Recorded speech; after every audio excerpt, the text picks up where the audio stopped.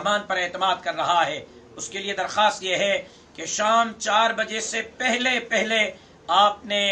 ہمارے جلسے گاہ کے اندر پہنچ جانا ہے، 4 بجے سے لیٹ نہیں کرنا ہے۔ دوسری بات کہ کوئی کارکن جھنڈے کے بغیر نہیں آئے گا، اس کا بنیادی وجہ یہ ہے کہ وہاں مختلف جماعتوں کی شرکت ہوگی، آپ کی شرکت آپ کے جھنڈے سے پہچانی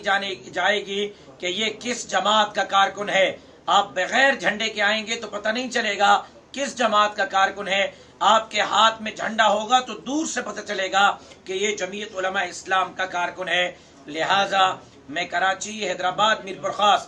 تینوں ڈویژنوں کے عہدیداران اور کارکنان کی خدمت میں، بالخصوص پورے صوبہ سندھ کے کارکنان کی خدمت میں بالعموم یہ درخواست کرتا ہوں کہ 18 اکتوبر کے جلسے کو کامیاب بنانے کے لیے اپنا کردار ادا کریں۔ لاکھوں فرزندان توحید